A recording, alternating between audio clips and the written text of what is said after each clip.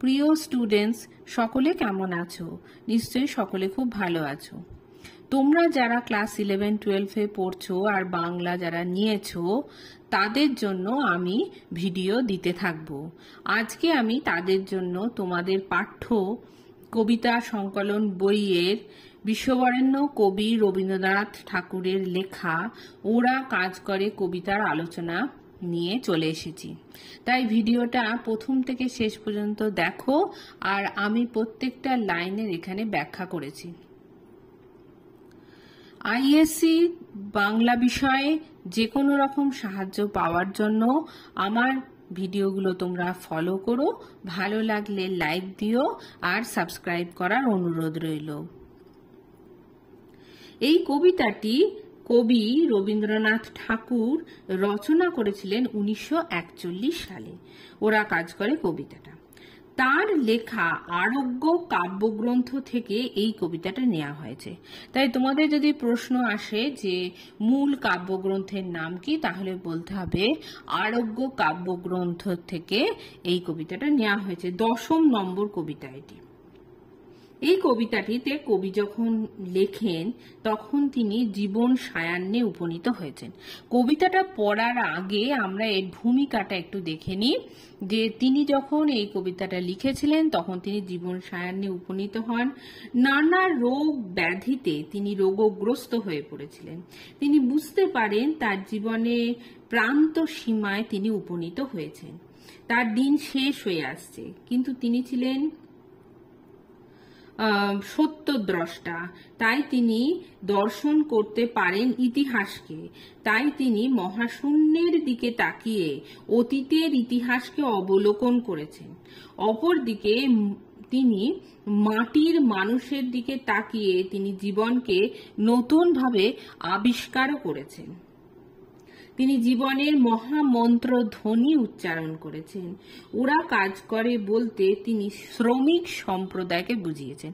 এখানে আছে দেখো যে ওরা কাজ করে, ওরা কাজ করে বলতে এখানে তিনি শ্রমিক সম্প্রদায়কে বুঝিয়েছেন। আচ্ছা, তোমরা যখন ক্লাস 9 আর 10-এ গিন্নি গল্প পড়েছিলে তখনই কিন্তু সেখানে লেখক পরিচিতিতে তোমরা রবীন্দ্রনাথ ঠাকুর সম্পর্কে জানতে পেরেছিলে। তাহলেও এখানে কবি পরিচিতিতে যা তোমাদের বইতে আছে সেটা একটু দেখে নেওয়া যাক।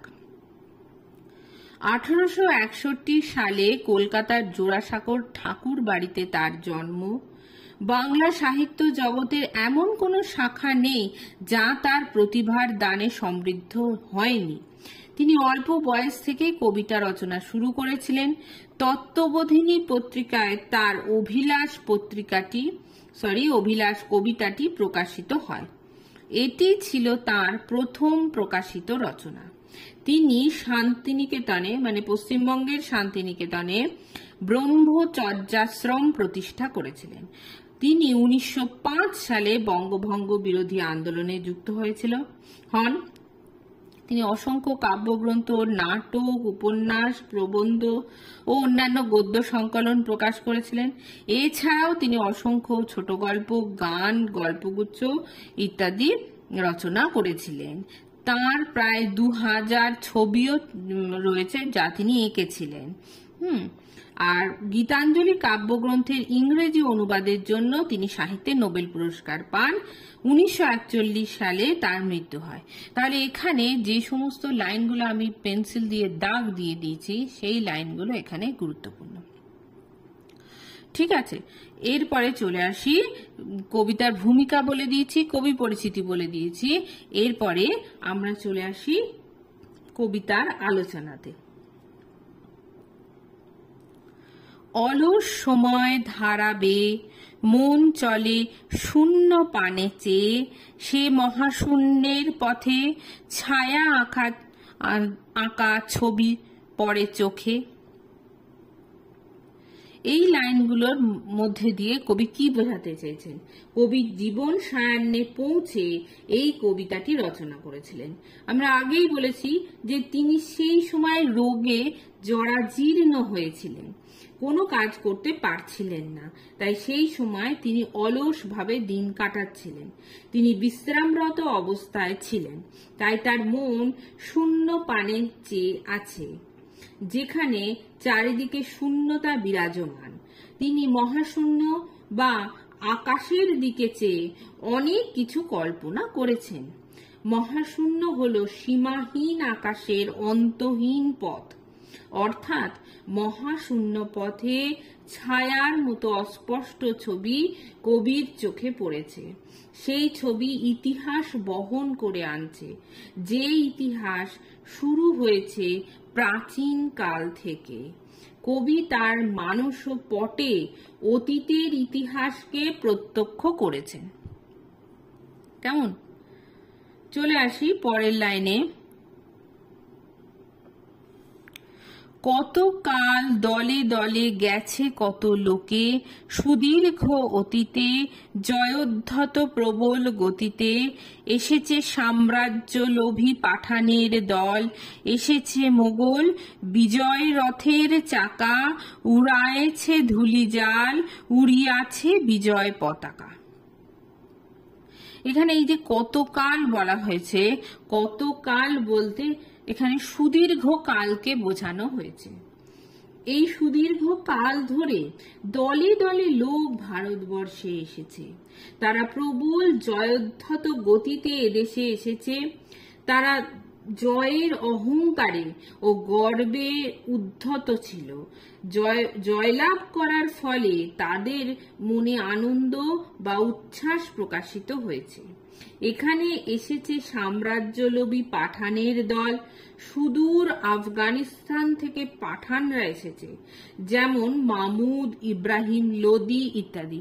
পাঠানের প্রথম যিনি শাসক ছিলেন পাঠানদের, তাদের মধ্যে প্রথম হচ্ছে মামুদ, আর একদম শেষ শাসক হচ্ছেন ইব্রাহিম লোদি। এরপর এসেছে মুঘলরা।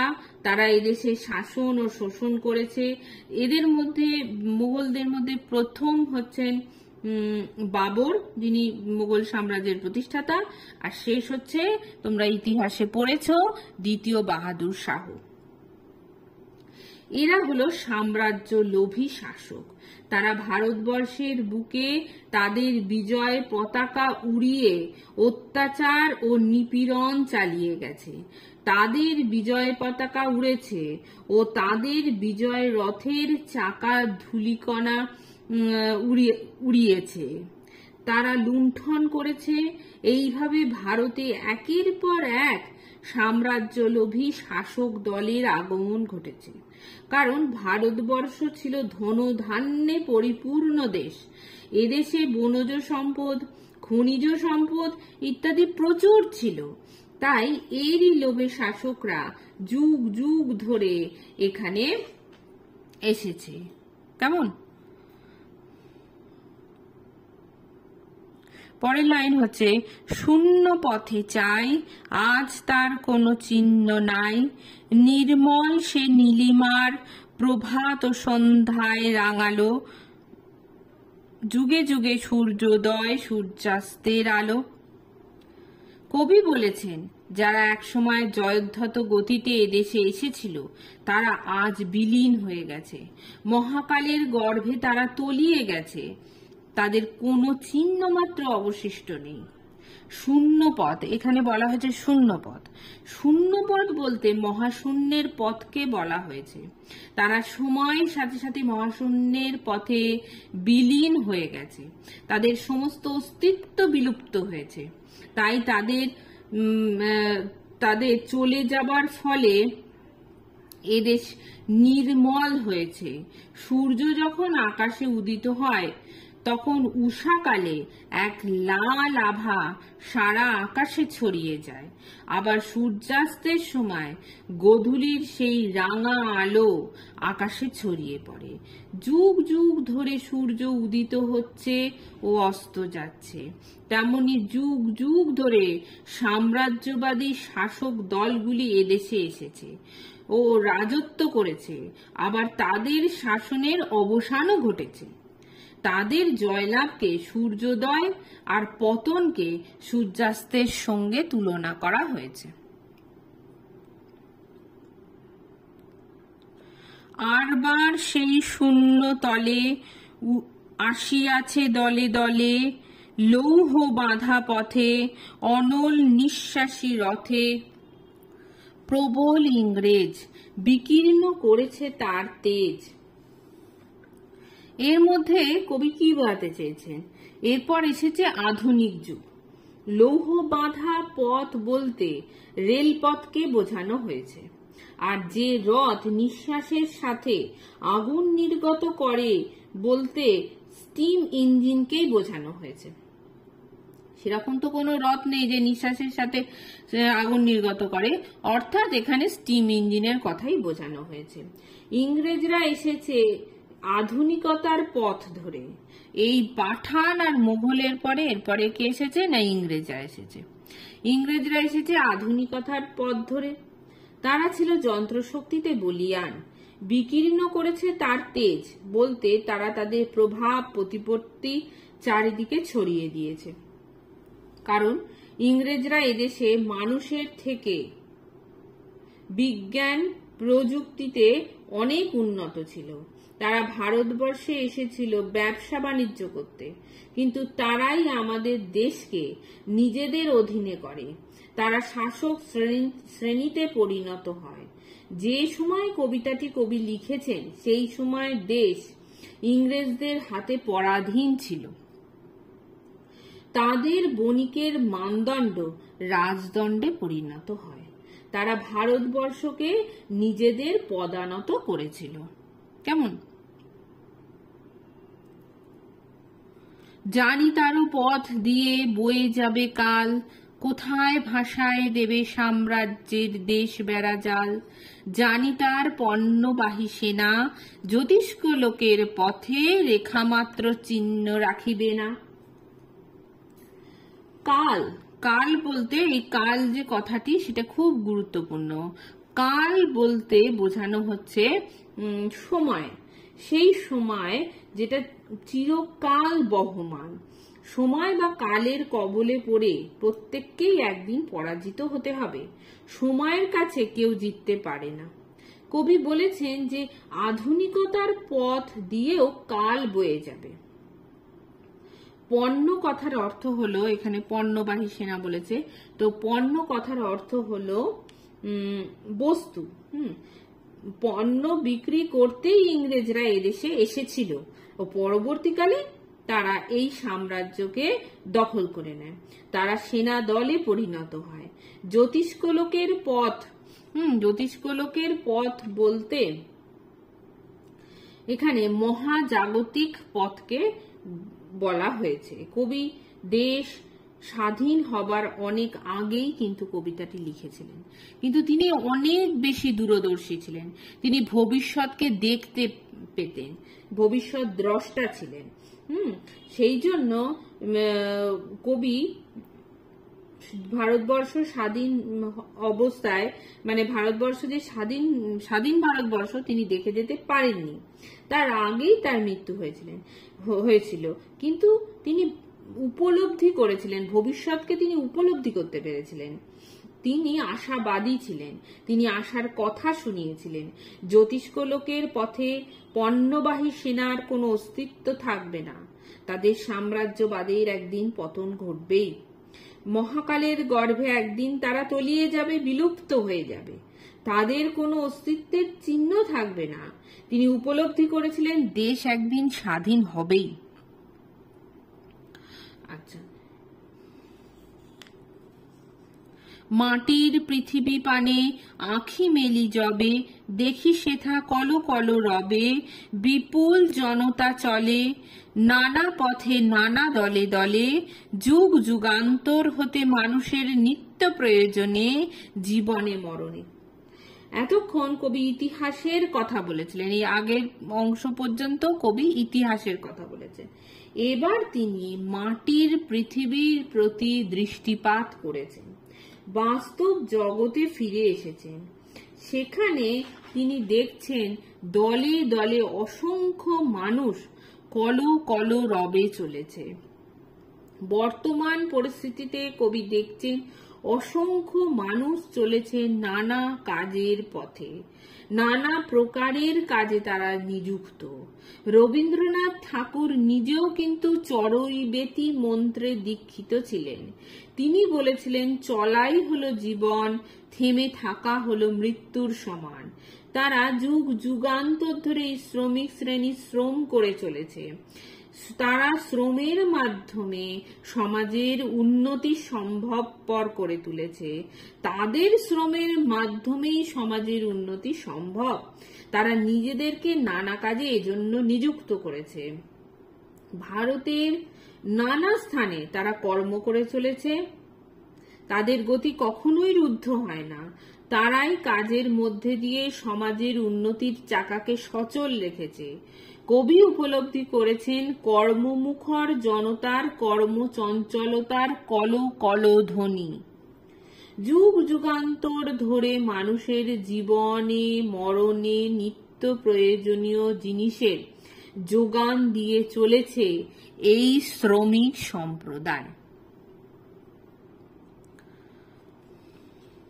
ওরা চিরকাল টানে দাঁড়, ধরে থাকে হাল। ওরা মাঠে মাঠে বীজ বনে পাকা ধান কাটে। ওরা কাজ করে নগরে প্রান্তরে। এখানে কবি বলেছেন যে এই শ্রমজীবী মানুষেরা কিন্তু কখনো হারিয়ে যায় না। তারা মাঠে মাঠে বীজ বনে পাকা ধান কেটে গোলাজাত করে। এরাই মানুষের মুখে অন্ন তুলে দেয়। তারা মানুষের নিত্য প্রয়োজনীয় জিনিসের যোগান দেয়। কামার, কুমোর, তাঁতি সকলেই আপন আপন কাজের মাধ্যমে সমাজের সভ্যতার ধারাকে অব্যাহত রেখেছে।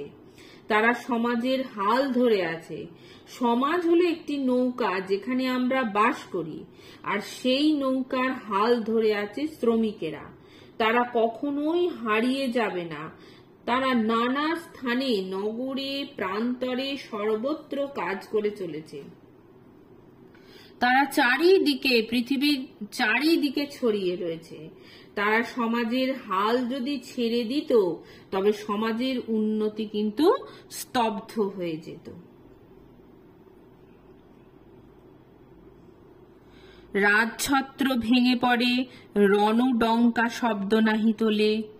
জয়স্তম্ভ মূঢ় সম, অর্থ তার ভোলে। রক্তমাখা অস্ত্র হাতে, যত রক্ত আঁখি। শিশু পাঠ্য কাহিনীতে থাকে মুখ ঢাকি।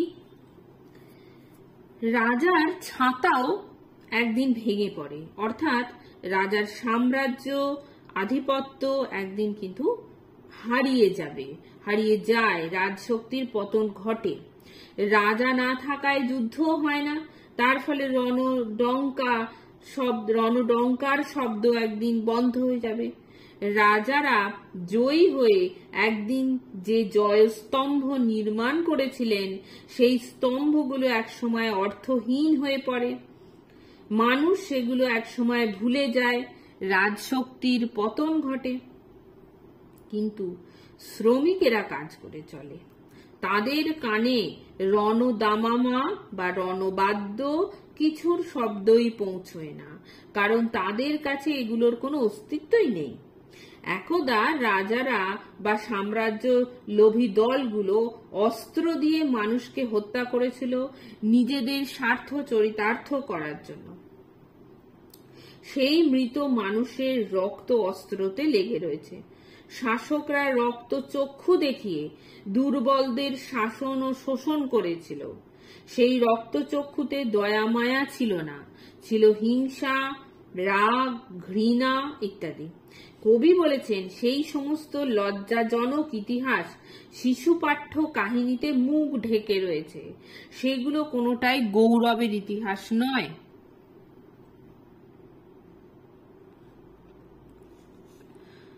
ওরা কাজ করে দেশে দেশান্তরে, অঙ্গ বঙ্গ কলিঙ্গের সমুদ্র নদীর ঘাটে ঘাটে, পাঞ্জাবে বোম্বাই গুজরাটে।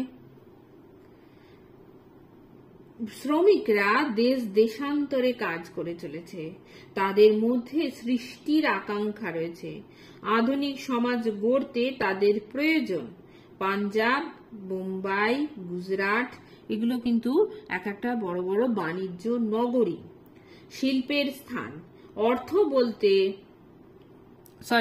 এখানে অঙ্গ, বঙ্গ, কলিঙ্গর কথা আছে। অঙ্গ বলতে অঙ্গরাজ্য অর্থাৎ বর্তমানের বিহার রাজ্য, বঙ্গ বলতে বাংলাদেশ, আর কলিঙ্গ বলতে বর্তমানে উড়িষ্যা রাজ্যকে বোঝানো হয়েছে। সেই সমস্ত অঞ্চলে ও বিভিন্ন সমুদ্র নদীর ঘাটে ঘাটে তারা শ্রম করে চলেছে। ভারতের সর্বস্থানে তাদের অস্তিত্ব রয়েছে, তাদের ঐতিহ্য রয়েছে, সেখানে তারা কাজে ব্যস্ত, তারা কখনোই হারিয়ে যাবে না। একদম শেষ লাইনগুলোতে চলে আসি। গুরু গুরু গর্জন, গুণ গুণ স্বর, দিন রাত্রে গাঁথা পড়ি, দিন যাত্রা করিছে মুখর, দুঃখ সুখ দিবস রজনী, মন্দ্রিত করিয়া তোলে জীবনের মহামন্ত্রধ্বনি।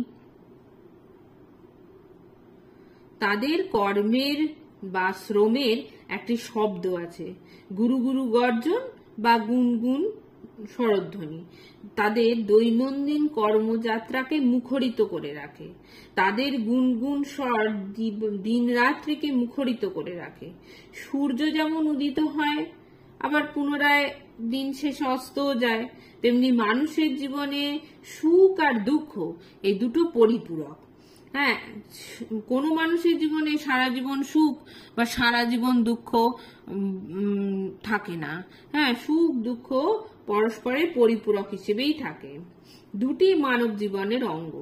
তাই শ্রমজীবীরা সুখ দুঃখকে জয় করেছে, তারা তাদের সুখ দুঃখ ভুলে সৃষ্টির নেশায় কাজ করে চলেছে। কবি জীবনের মহামন্ত্র ধ্বনি উচ্চারণ করেছেন।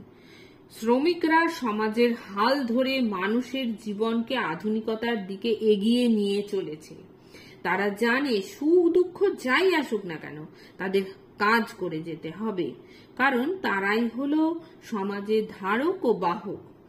সাম্রাজ্যের ভগ্নাবশেষের উপরে তারা কাজ করে চলেছে, শত শত সাম্রাজ্যের ভগ্নাবশেষের উপরেই তারা কাজ করে চলেছে।